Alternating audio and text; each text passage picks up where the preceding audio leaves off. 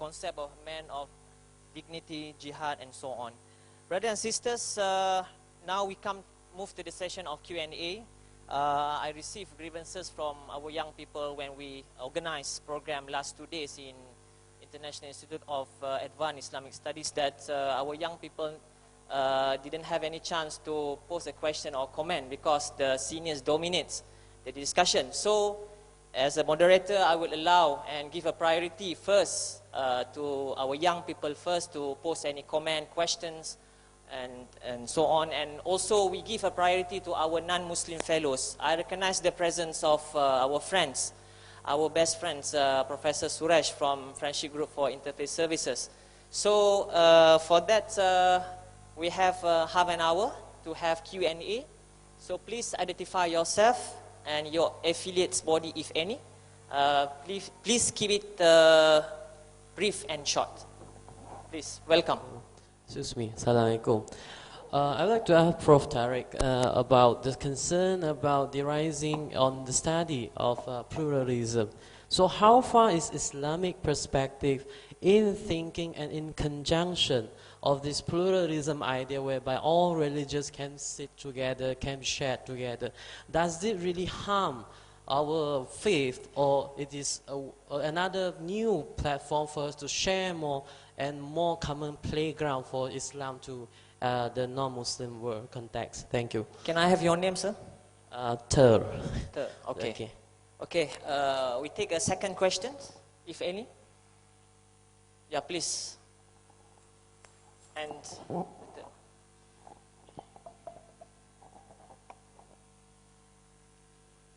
to save the time, please go straight away to the mic. Those who want to pose a Assalamualaikum question. warahmatullahi wabarakatuh.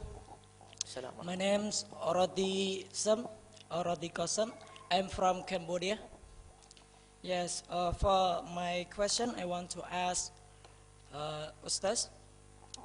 I want to show my that depend on I search about the task. The Muslim country in the world there are 54. Why a lot of Muslim country cannot match like the bloc? Because I see the European Union, they can make the bloc and help the powerful. Why Muslim country cannot do like this? What is the reason? And how to become the Muslim mean that has more powers in the world? What we should to do? I focus for the government and also for the youth too.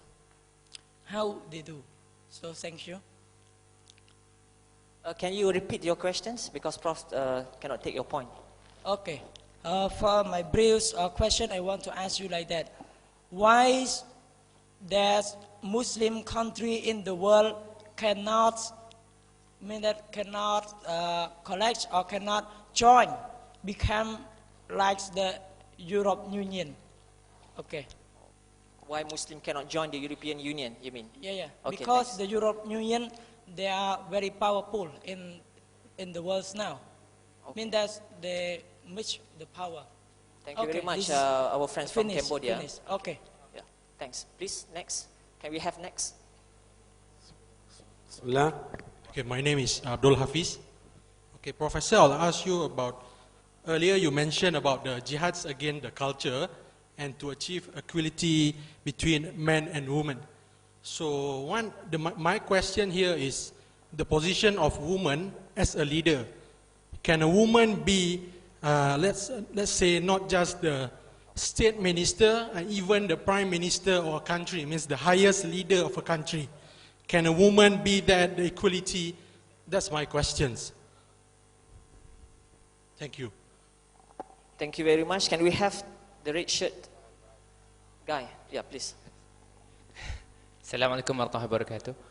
The name is Zafri. Regarding the Palestinian issue, as Muslims, the Palestinian issue is central in most of our hearts. It has been things that we've been seeing the atrocities occurring almost on daily basis. And what we've been seeing is a lot of anger, a lot of frustration, humiliation amongst us. and the double standards of the West and the silence of our leaders. So with this circulating anger and frustration, we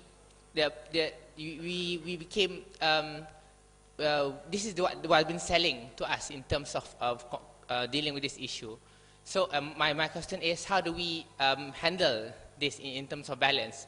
We don't want this anger to be overwhelming to an extent. We also commit atrocities, and how do we balance it out to make something constructive out of it?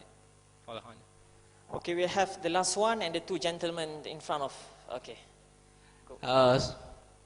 Assalamualaikum. I'm Muhammad bin Sheikh Ibrahim. So, Professor, here in Malaysia we have Islamic Party. The party's history is go all the way back, but there's one concept conceived circa after the Iranian Revolution, which is kepimpinan ulama, loosely translated as leadership by Islamic scholars for political movement. So, in a sense, it's like a wilayatul faqih from the Iranian Shia. So, what your take on that? Thank you. Okay. Bismillahirrahmanirrahim. My name is Abdul Razak Muhammad Ahmed, and I'm from Somalia. I would like to ask A little bit louder, brother. Yeah, I said my name is Abdul Razak Muhammad Ahmed, and I'm from Somalia. And I would like to ask the Honorable Professor Tariq Ramadan. In my country, we have a kind of extremism. For example, can you hear me? Yeah, we have a kind of extremism, a typical like Boko Haram. We call it. They call themselves Al-Shabaab, and they actually the latest statistics of my country says that more than 75% is youth. And there is this groups who are extremists. They are using this youth to execute their agendas, and such as explosions and assassinations.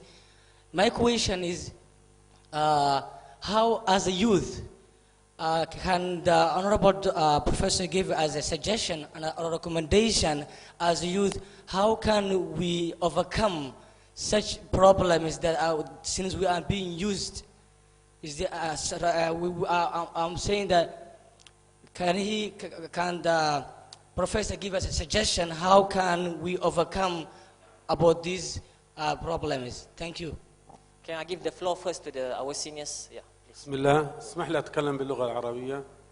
تفضل. أخي الكريم، محاضرتك ممتازة جيدة ونحتاجها كشباب، لكن أريد أن أسأل سؤالا وأدخل مداخلة صغيرة. السؤال: الله سبحانه وتعالى يقول: وكذلك جعلناكم أمة وسطا. هذه الوسطية هي المطلوبة في ظل ما يحدث من قتل المسلمين في كل مكان، فكيف للشباب الثبات على ذلك؟ الآخرين يريدون الانتقام وردة الفعل، ونحن الله يريد لنا أن نكون في نقطة الوسط. الأمر الثاني، حبذا لو يعني في الآيتين الكريمتين في سورة الممتحنة: لا ينهاكم الله على الذين لم يقاتلوكم في الدين ولم يخرجوكم من دياركم. في هاتين الآيتين كانت مهم جدا أن تستشهد بهما لما فيهما فائدة للشباب في معرفة من نقاتل ومن لا نقاتل في عملية الجهادية. وبارك الله فيه وجزاكم الله خير.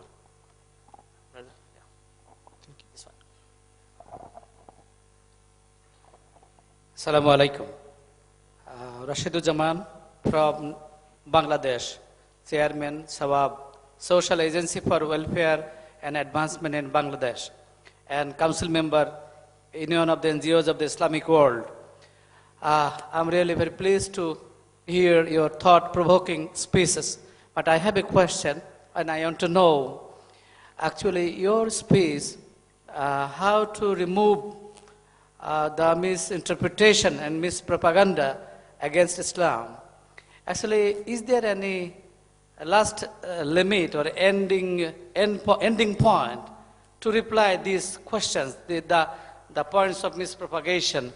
Rather, cannot we take initiatives to highlight Islam and to interpret Islam positively? We are in defensive side. Rather, we should take initiatives to propagate Islam to enlighten the whole world positively. If we can do this, probably this could be the better option and best way. And another question, cannot we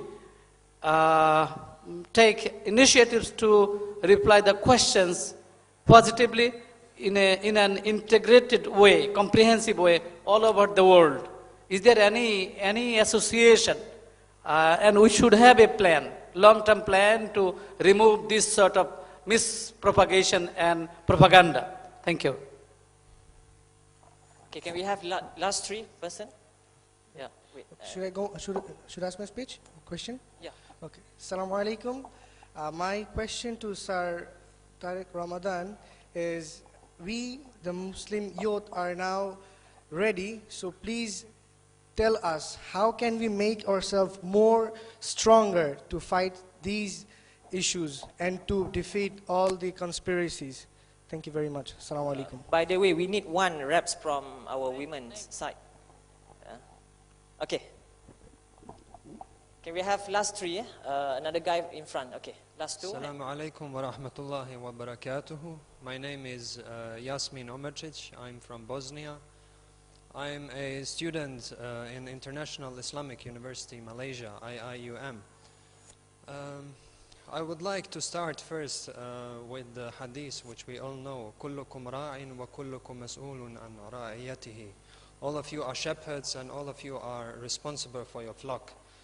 And I would like to relate this to one of the sections of a writer, Western writer. Her name is Anne-Marie Schimmel. She has written in a book one section, The Path to Sufism. One of them is that once a person goes to Sufism is that there are 3 steps, and I think 3 years. So one of those years is that we should go and serve the community and serve humanity.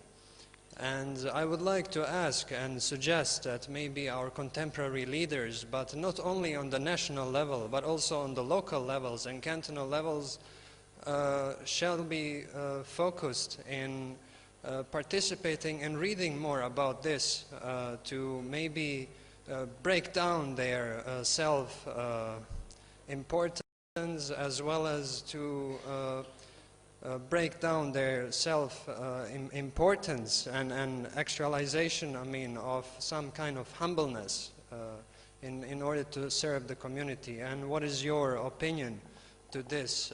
And it can be related also to the contemporary clientelism and patronage in all the systems, economic, politic, religious, and so on. Thank you very much. Thank you very much. Can we have the woman first?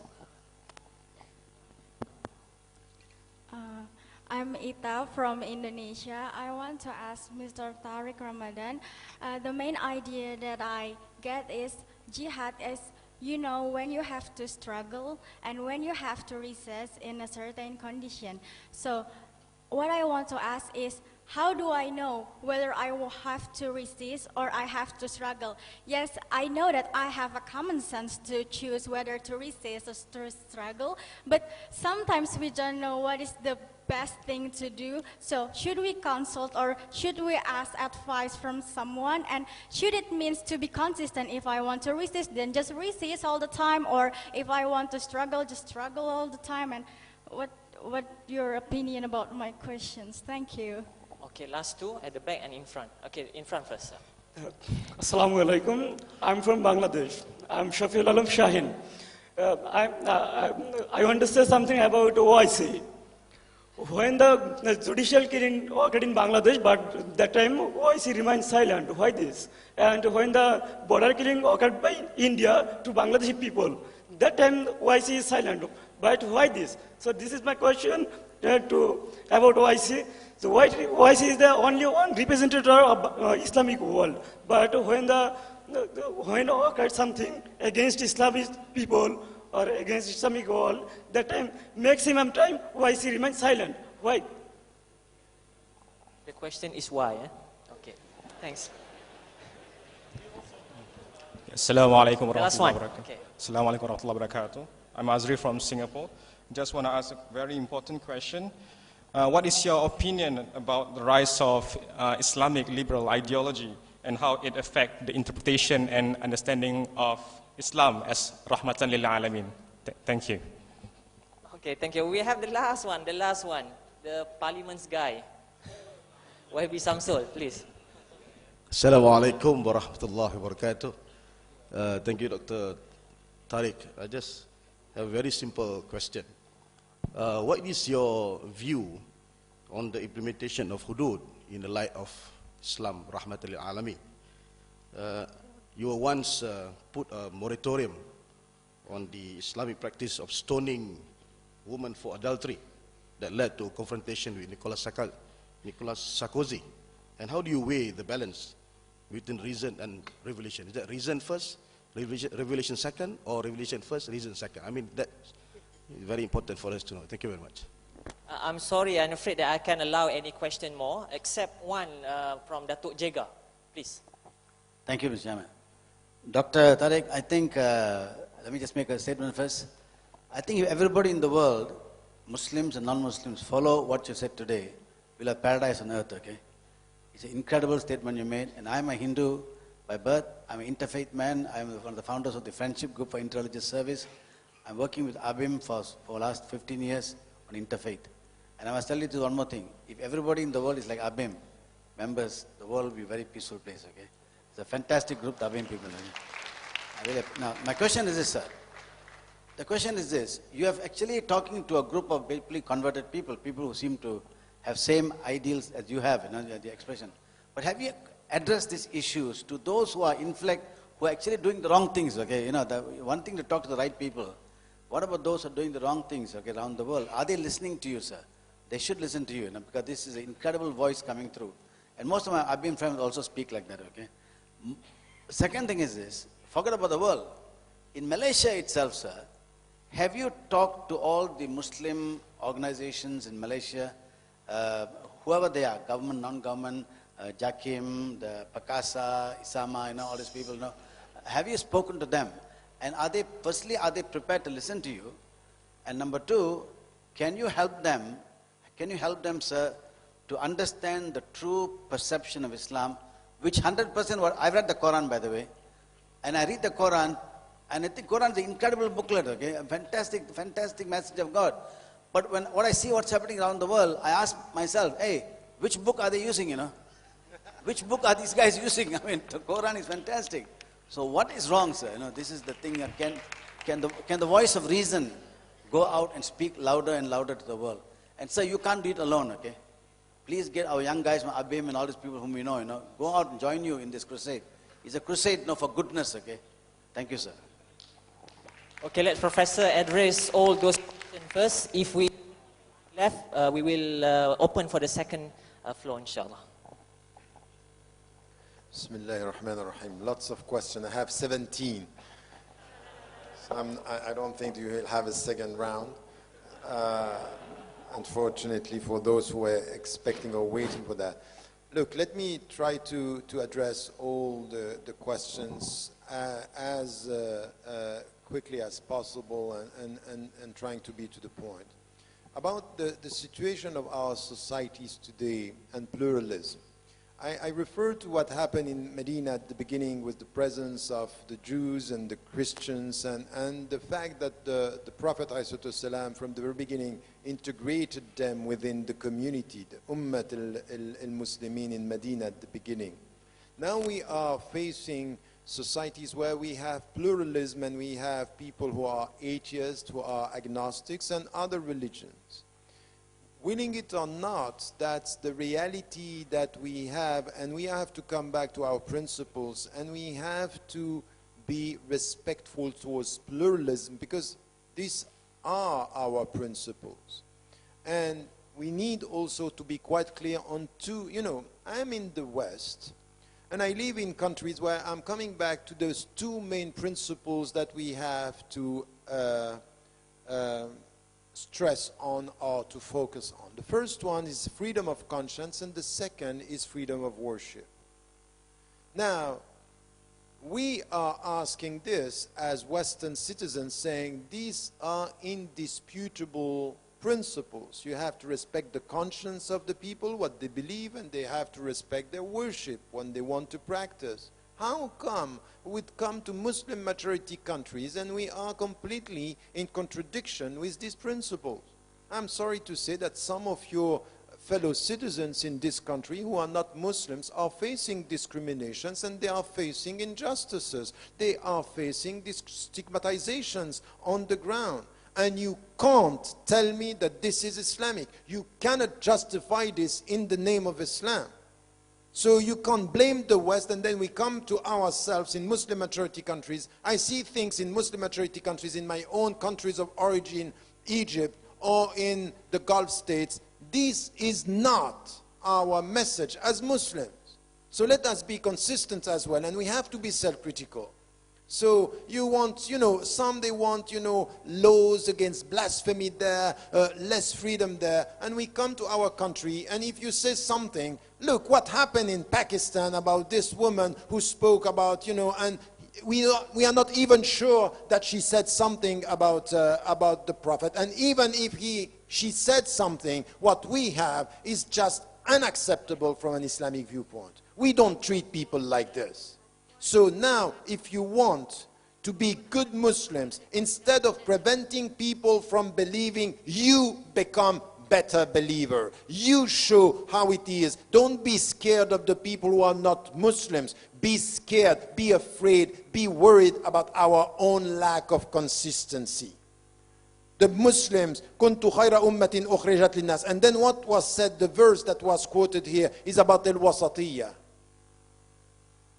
And this is the importance and وَجَعَلْنَاكُمْ أُمَّةً وَسَطًا لِتَكُونُوا شُهَدَاءَ عَلَى النَّاسِ. Al-wasatiyya is for you to witness to the message before human being.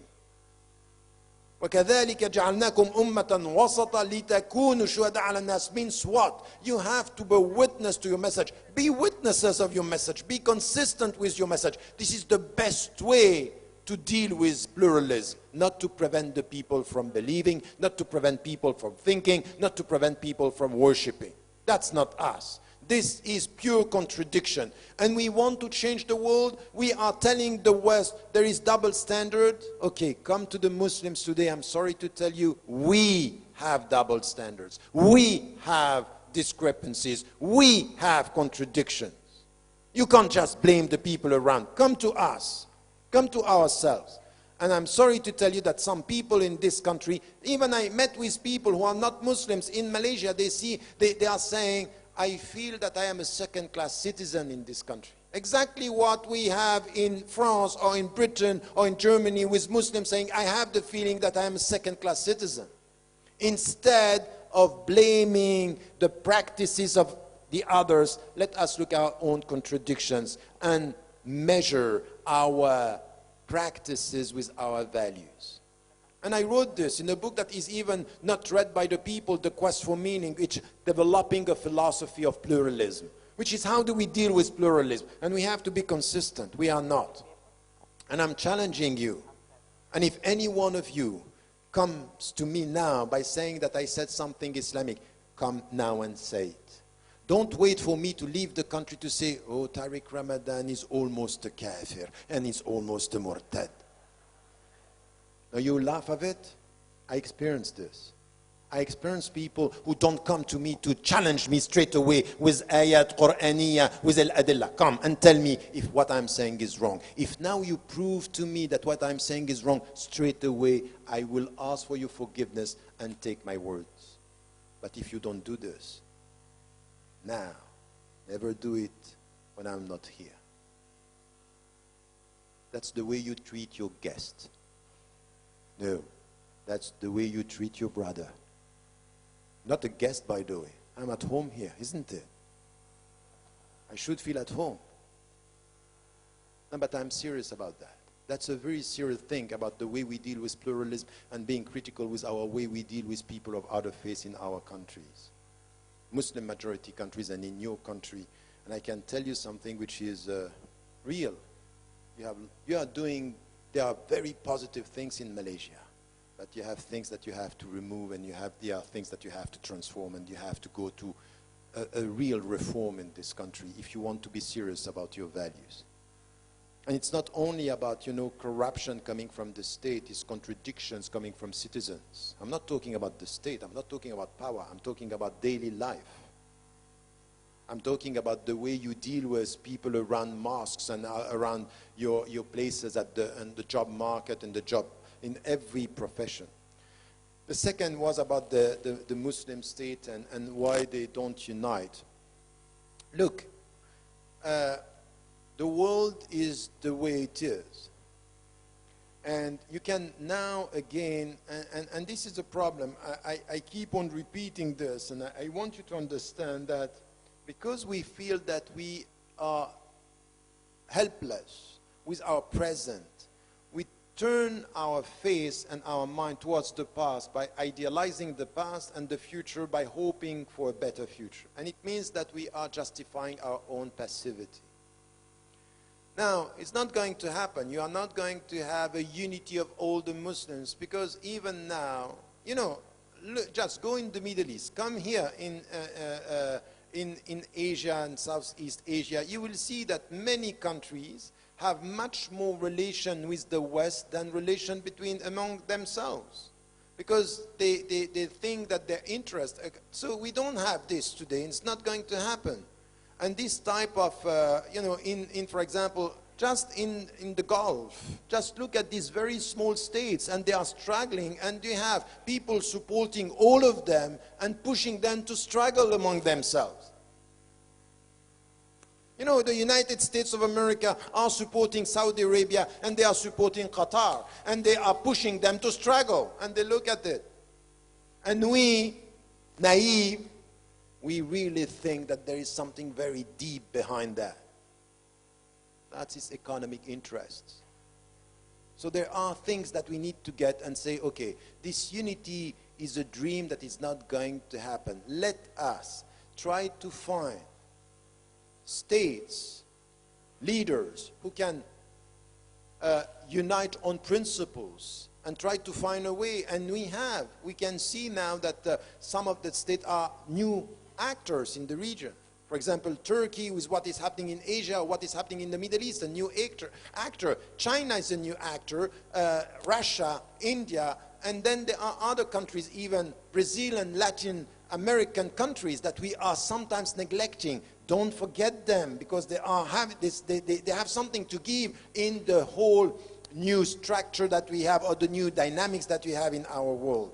So we need to have a deeper view about how do we deal with this and not only think that our allies are only the Muslim majority countries or the so-called Muslim societies. It's not going to work like that. It's not going to work like that. You have other partners that we have to think about and think about balancing power. But this unity or this federation, the last one who had this in mind, even after Gaddafi, he was talking about that. I don't know if you remember, he has this dream of uniting the Arabs and even the African. He was a dictator. He was killing his own people, and he has this dream. He had this dream. But you also had Erbakan in Turkey, who tried to have this D8 versus the G8. And it didn't work. At the end, these are contradictory interests. And we have to think about a new way of dealing with this. But stop dreaming unity. Now try to manage our differences and to deal with this at the local level as well as the international level. You were talking about, is it possible for a woman to be a leader of the country? All the scholars, they were referring to one hadith that is saying that a country is not going to succeed when a woman is going to lead the country. And they keep on repeating this. And now we had scholars who were dealing with the hadith. Abu Bakr, who is one of the transmitters, is perceived as a weak transmitter. So some are even challenging the highest authenticity of that. And I don't see any problem for a woman to be a leader as long as she has the capacity to do so. And the capacity from an Islamic viewpoint when you are a political leader is competence, integrity, and commitment. You come back to the people. You follow what the people are expecting. men and women. Now, if you have a problem with even a woman being the leader of the party or being elected somewhere, and you keep on coming with this very narrow understanding of there is something that I know. Man or woman is wrong to have a dictator in power. That's for sure is haram. Now, as for a woman who has the capacity, you have even it in the Quran with the Queen of Saba. You have this. So stop dealing with the gender by being exclusive. Deal with the capacity and come to what scholars said much before. Muhammad al-Ghazali was, he started talking about this 50 years ago by saying it's a very narrow understanding of our religion. Deal with competence. The problem that we have that can we have a woman as competent as man in power? With what we see with men, I think they can. Because the men are not doing well. So, from a legal perspective, even with the hadith that is even quoted, the highest authenticity is not acquired on this, and Abu Bakr is considered as, and there are many, many discussions around the hadith that you can find in the Ulum al-Hadith. So, a very good question about atrocities are done and people are frustrated. How do we deal with the frustration of our young sisters and brothers where we are? The first, it's to understand that there is a reality. There is something that we have to consider. Frustration is a reality for many young brothers and sisters, many young Muslims. That's the reality. You have to acknowledge this. Don't deny that they are frustrated. Don't deny that they don't feel, they feel that there is no hope in the society. We start by acknowledging. We understand what you are experiencing. But now we need to deal with what is the answer to your frustration. It's not with this black and white. And this is why some Salafi, the mindset of the Salafi, the dogmatic mind sometimes is saying, we are right, it means that you are wrong. So building on this binary vision, this polarization between the right is on our side, so you are wrong. So in fact, you build on this that you can kill the other, and then you go from dogmatic mind to violent acts. This is where we have to be involved. We need to be at the grassroots level. We need to be involved with the people. It's a question of education. We need much more institutions that are professional institutions dealing with our young brothers and sisters. We are giving up on this. Even an organization like ABIM and others around the world, we were much more on the ground, at the grassroots level, educating people that what we are now. And the Salafi now are taking over, and they have the money to do this. We have to be on the ground. We have to be close to the people. We have to listen to the frustration, acknowledge that there is something right in the way of being frustrated. Now we have to come with, how do you deal with this? And it means we have to give to our young a sense of hope with a sense of value, that you have something to give, that you can do something in your society, at the local level. And this is right that this is something, I'm always calling to national movements of local initiatives. We need to be involved at the local level. We need to be present. And one of the big criticisms that I just read again, coming from my great uncle, and many people were criticizing him because he had very specific views in Islam, Gamal al-Banna, rahimahullah. I didn't agree with many views that he had, but I respected the man. He was a man of principle, very strict with his own person, with his principle. He was challenging many of the Muslim views on many things, and many of the questions that he was putting were right. He was putting his finger on our contradictions in a way which was very courageous. But he was saying something about the Islamic movement and Muslims around the world, saying, you know what, at the end, what started to be serving the people, educating the people, is now becoming movements of petits bourgeois, getting the money and trying to find the positions. And he's not wrong. serving, being at the grassroots, dealing with people, educating. Don't let the space open to literalists, dogmatic minds to take over and to build this mindset that is all going to have, it's going to have an impact on all of us. This is why we have to reconcile ourselves with popular education, respecting the people, respecting the sense of, or the lack of, the sense that there is a lack of dignity and respect. And we have to do this. The main problem that we have in many countries, even here, is no jobs, no opportunities, no freedom. In the West, in many countries, if you are an African American in the States, the situation in the inner cities, the problem is not Islamic, the problem is socio-economic. The same in the suburbs in France. Now, because the governments, they don't know what to do with it, they are Islamizing the problem. They say it's Islam. It has nothing to do with Islam. It has to do with opportunity. It has to do with job. It has to do with respect of the people. So we need to come with this understanding that we have to serve much more at the local level. Now, it's the same with Somalia and the Shabab and how to...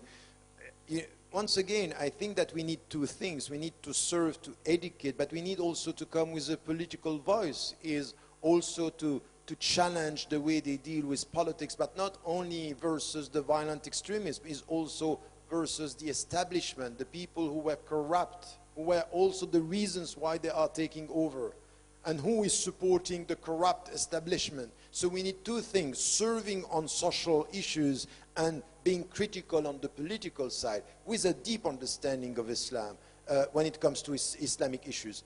We should not only respond through Islamic reference. We should stop always referring to Islam in things that have nothing to do with Islam. They have to do with social justice. They have to do with economic balance, economic equality. These are things that are important. So we need to have a multi-dimensional strategy, educating at the grassroots level, challenging at the political level. And when it comes to Islam, to be clear on the principles that we stand for and how we are going to deal with that. So the question that was also in Al-Wasatiyya in Arabic was about, is it needed now when we are facing first these pressures that are coming from everywhere and at the same time violent extremists? And I would say, Al-Wasatiyya is not a choice. Al-Wasatiyya is the only way forward. وَكَذَلِكَ جَعَلْنَاكُمْ أُمَّةً وَسَطًا means we have no choice. We have to stick to the principles of balance, equality, and justice. No way. You cannot accept any extremism here. And in these times where you see people nurturing and pushing, some are pushing us towards extremism. And we have to be clear, we'll never accept to be what you want us to be. We decide who we are out of our principles. We are subject of our history. We are not object of your policies. No, we are not. So Wasatiyya is a reference, a needed reference everywhere, in the way we deal with the text, in the way we deal with the political issues, in the way we deal with our people. And then referring to the verses that are coming, لا ينهاكم عن الذين لم يقاتلوكم في الدين ولا So this is a very important reference here, that Allah subhanahu wa ta'ala, there are differences, who you have to struggle against and who you have to understand are your friends, and so, and it's and تقسطوا تبروهم تقسطوا إليهم. البر here has to do with something which has to do with your heart, and al-qist has to do with your mind. So with people who are not attacking you for the sake of your religion, or are not targeting you as human beings, you should be open to them with your mind and with your heart. And then with the people who are oppressing you, you resist. Now this is where we have to be clear. We should not confuse the people. We should know who are our enemies within and outside. And I think that this is something which is important. Very quickly about the question in Bangladesh about the initiatives to integrate and to propagate. You know, yes, we should not be on the defensive, because you were saying we should respond and we have to be active and not reactive. That's true, and I agree with this. Let me just say that there are multiple ways. Okay, I think that you can give me maybe a bit more. Very quickly, I will try to be quick. So I think that we need to have multiple ways to respond. We need to have a way of explaining Islam more. But can I tell you something which is important, and especially for people living in Asia and Southeast Asia and this region? How Islam arrived here? How did Islam be, how was it accepted in Southeast Asia? Only by people saying, I'm Muslim, this is Islam, understand Islam? No. People were less talking about Islam and more experiencing Islam in their daily life. So one of the ways is now us to be consistent with our values and to promote talk less about Islam and be better Muslims. That's the starting point of everything. We have conferences, lectures after lectures. Islam is this, Islam is that. But where are the Muslims? You know, the symbol, and take it as it is, because on Facebook official, and I talked about this yesterday, I was criticized because I put the picture of how do we, you know, when you enter the mosque, the way we put your shoes before and the way you have to stand. We know that Allah likes our lines to be straight. But when you go outside and you see the way we are treating our shoes is a mess at the entrance of the mosque, and that's the problem. The discrepancy between the way we enter the mosque with, oh, here I am a Muslim. And we, just in front of the mosque, we are forgetting the principle. That's not the right way of doing things. We come to pray in line to know how to put our shoes before, in order, with consistency. You want to see the contradictions of the Muslim? Enter a mosque. You want to see the consistency of the Muslim?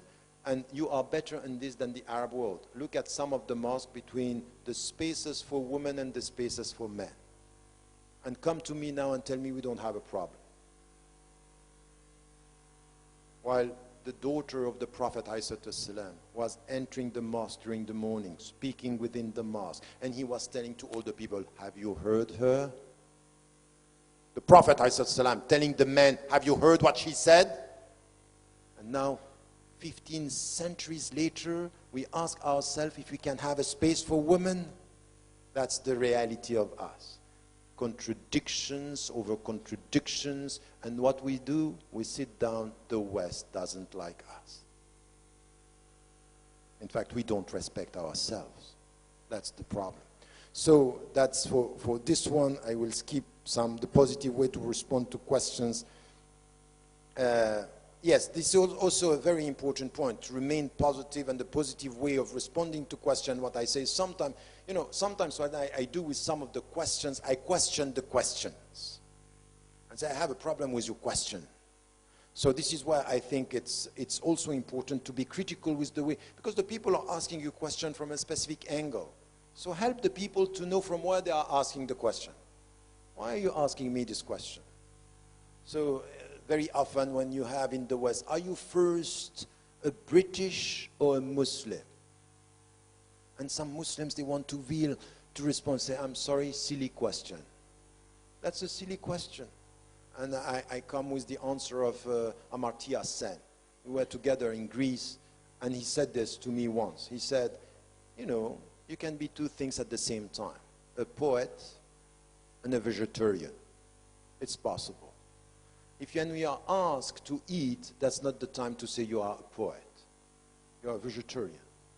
And in circles of poets, you are not going to say you are a vegetarian, you are a poet. It depends on the context, you are first something. So if you deal with the society, I am a Malaysian. If I deal with my death, I am a Muslim. Nothing wrong with this. Silly question. You have another one? We have to question the question of the people. Don't be trapped by the question, because the question is pushing you into something which is being on the defensive. So how the Muslims could be more stronger, I think that I said many things about this all over.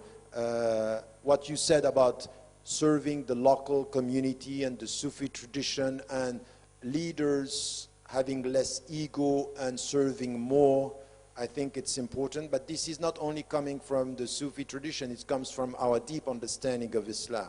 And this is why we need scholars to understand that the true scholar is the one serving the community. The true leader is serving the people who are followers and not ask. And for example, even in the Sufi tradition now, let me tell you something. One of the main problems that we have with many of our brothers now is a crisis of identity. They are so lost that they end up idealizing the sheikh. They want somebody to think for them. They think by proxy. We have Muslims today, they give all the authority to somebody to think for him or for her. Stop with this.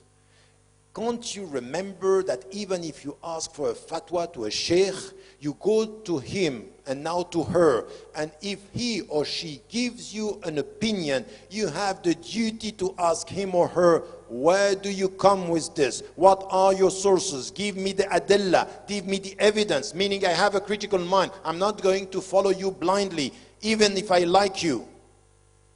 And moreover, if I like you, I have the right to ask the question. And no scholar could tell you, you are an ignorant, just follow what I'm saying. A scholar who is telling to his follower, you are ignorant, is not a scholar. Because he's not serving the knowledge.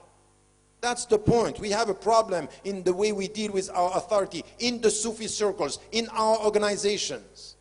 There is no space for critical mind, no space for questions, no space for serving. Too much ego, not enough humility in the way we deal with that. That's the point. But once again, you can sit down and wait for a humble leader to come. That's not going to happen like this. It's our commitment. It's the way we choose the people, the way we want the people to be. And I think that this is our commitment. You know, there is something which is very true in politics, very true about leadership. You have what you deserve. And if you are not happy with your leadership, ask the followers. Stop only talking about the leaders. Sheikh Al-Qardawi was telling, reminding us once that he heard my father saying something about, you know, he kept on talking and talking for 30 years. And somebody in the room was telling him, look, that's very good. You have been talking about the same thing for 20 years. Now I'm even doing more than my father. I'm now reaching 30 years, repeating the same thing. I say, are you not fed up? What have changed? What have you changed? And he looked at him and said, that's fine. I kept on repeating the things for 20 years. And you have been listening to them for 20 years. What have you done? Because we are a community of listeners. A community of passive consumers of lectures. And we think it's halal because it's halal YouTube now.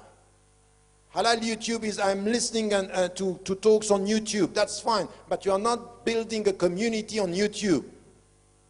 Facebook is not where you are going to get your community. It's by reading, by being committed, by being to take time, to have this sense of sacrifice for the community, the human community, serving humanity. Al-Bayhaqi is, the hadith is sahih, the best among you is the best for humanity. Humanity, Rahmantan lil Alamin. So I think that this is an important point. And there are three questions that I want really to address quickly because they were very important. The one is, how do I know? The question that the sister asked is a very important one. There are levels. And there are things that you need to understand that you don't need a mufti or a sheikh to give you the answer. This is where you have to build your autonomous decision in fields that you know that you have to struggle and to resist. Things that have to do with your life, things that have to do with your neighborhood, when it comes to injustice, racism, you have to go for it. And now, how it's going to be done, the strategy, you can talk with brothers and sisters and people, but the fact that you have to resist, This is a must. Now you have some other things when it comes to politics. Don't deal with human affairs only by looking to somebody who's going to give you a fatwa. We have to stop this obsession. We need a legal opinion. Give me a fatwa. There are fields where these are opinions and strategies have nothing to do with fatwa. Muslims are very quick to go for this. You know, in the suburbs in France, the French president, Sarkozy, asked one of the Muslim organizations to issue a fatwa about the fact that violence was wrong in the suburbs. What is the relationship with this violence and Islam? They were violent and they were demonstrating as French citizens are doing when they are not happy with the country and the government.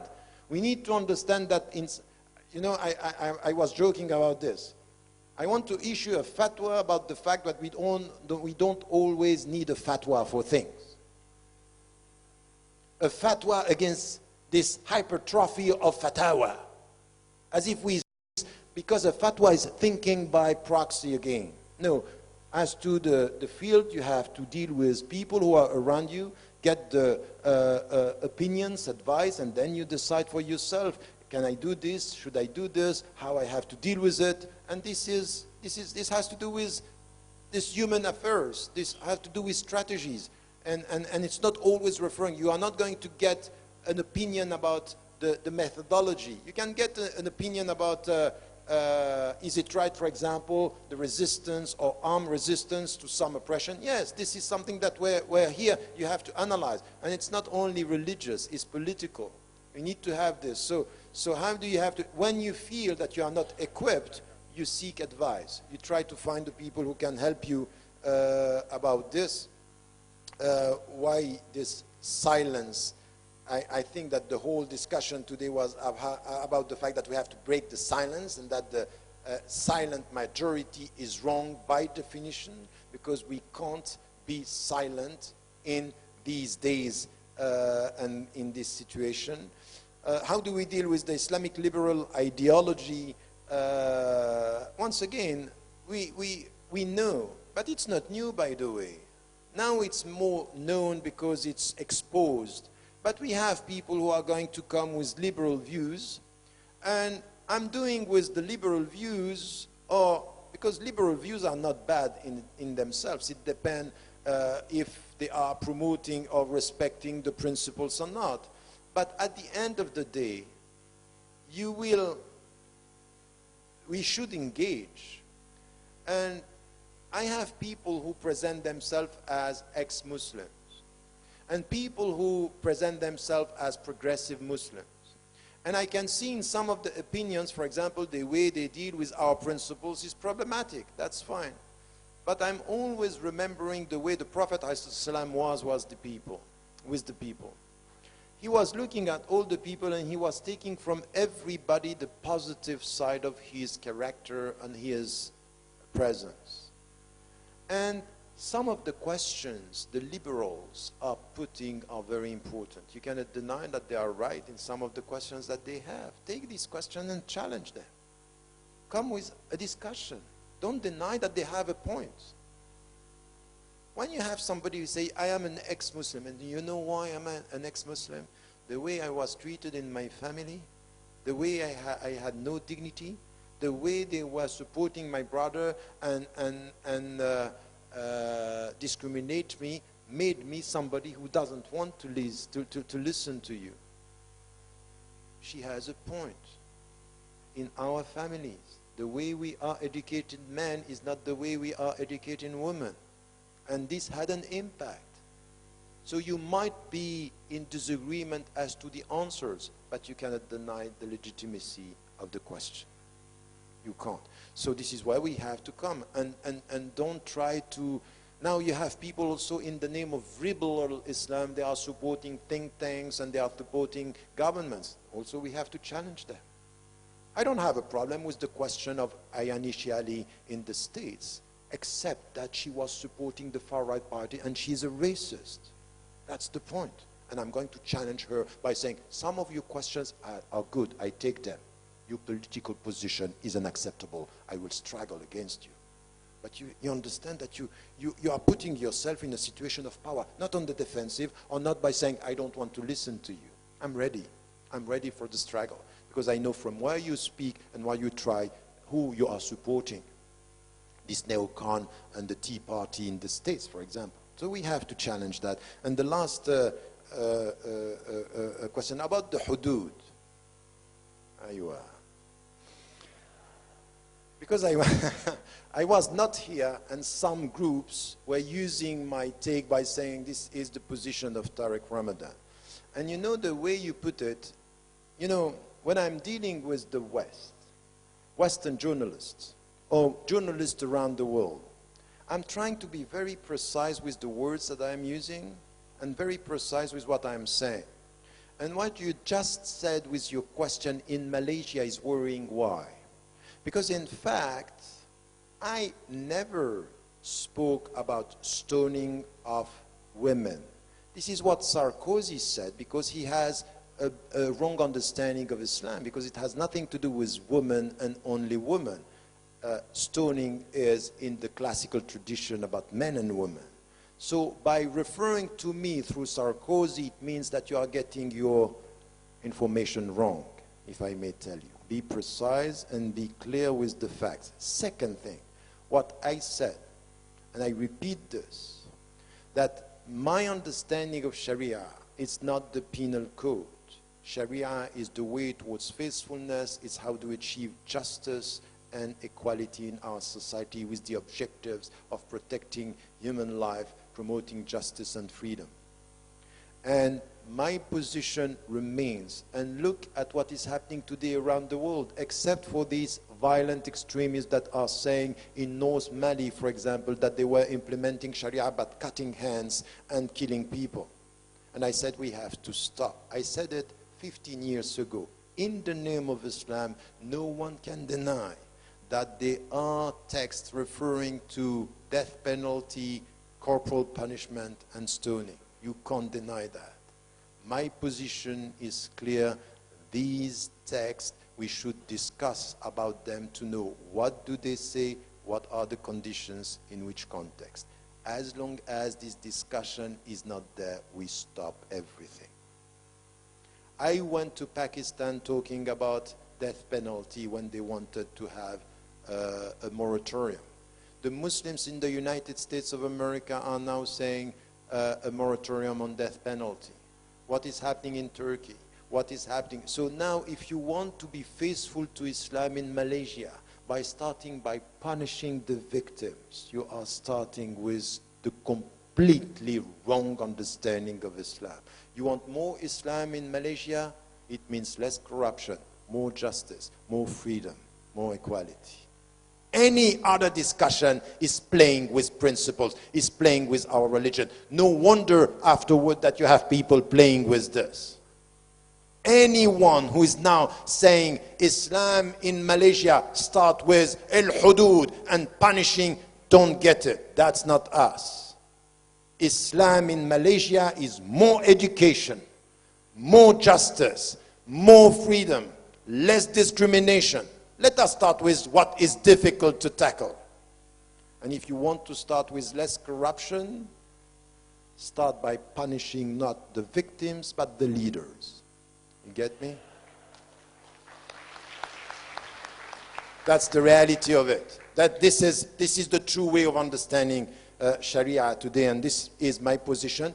And I want you, please, if you want to challenge me on this, first, before just listening to the discussion with Sarkozy or 3 minutes on, I wrote about this, radical reform, a whole chapter. On my website, there is a whole article on, please read, stop being involved, because some of your brothers here were not happy with me by understanding what I said through what they heard that somebody said about what maybe I said somewhere in one TV program. And they are shuyukh afterward. You can say kafir. That's not possible. And your last point, and this is a very important point, because traveling around the world, meeting Muslims very often, and it's true, you have this expression, preaching to the converts. That at the end, the great majority are agreeing. Not all. But that's true that we are talking to. What is important is how do we reach the people?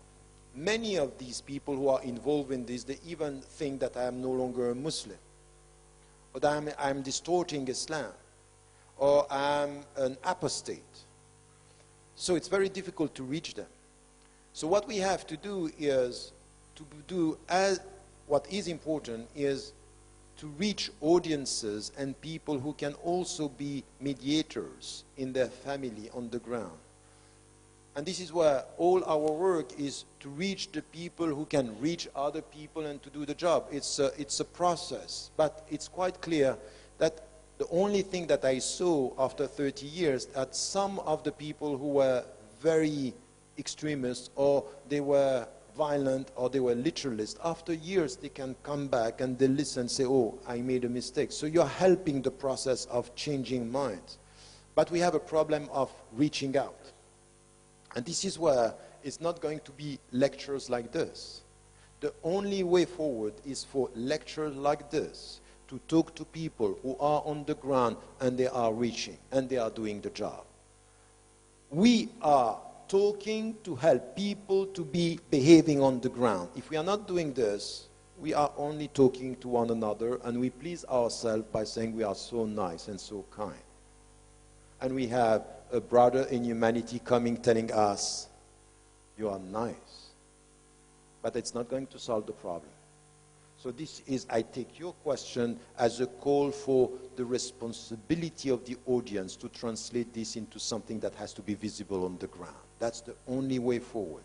And I think that, take it, he was not praising ye, he was calling you to task. That's what we have to do on the ground. That's exactly what we have to do on the ground. How do you reach out? It could happen in your family. It could happen in your neighborhood. It could happen in your mosque. It could happen everywhere in our institutions. We have to be committed and not to judge the people before helping them to get a better understanding. Be patient with your brothers and sisters. Some are so frustrated that they cannot just bear it. It's too difficult. So you have to be involved. You have to talk. And also to make them clear that there are people who are manipulating, people who are behind the scene.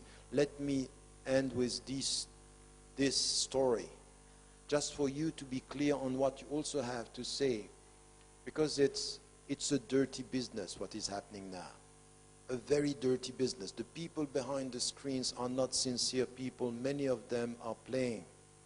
Two young brothers were in Morocco and they were attracted by this call for jihad. They went from Morocco with a group in a plane. They were going to Turkey, and from Turkey they were scattered in different groups in Syria. 3 weeks later, they find themselves in the ground fighting against each other.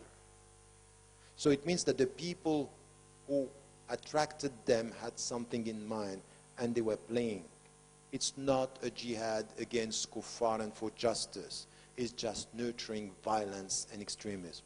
And then they managed to get out from Turkey, coming back in Morocco, and they are in jail now in Morocco. And it's somebody from the Moroccan state who told me this. He said, it's a dirty business. People are attracting our youth. And the only way for us is to be on the ground. It's to be close to the computers. It's to be close to the brothers and sisters and to do the job. You are not going to change this if you don't start being involved at the local level. By your commitment, and please, even in Malaysia, be courageous and committed. And I know that I'm not only talking to Malaysian people, are lots of people coming from Bangladesh, from Turkey, from all the surrounding countries. It's a message for all of us to be committed and to be courageous. And a last thing, don't try to please even the Muslims. Because if you want to please the Muslims, you can't do anything. And even this, you are not going to please them. So the point is, please him, respect yourself, and serve humanity. Wallahu a'lam wa ala wa ahkam wa assalamu alaikum. Waalaikumsalam warahmatullahi wabarakatuh. Oh, it's a really tough job to stop Professor Tariq Ramadan since he's addressing a very important question posted by some of the attendees here. Thank you very much. I'm sorry for taking the time too long from you, especially the committees were staring fiercely at me. So I will stop here. Thank you very much. I hand over the session to the chairperson. Thank you very much.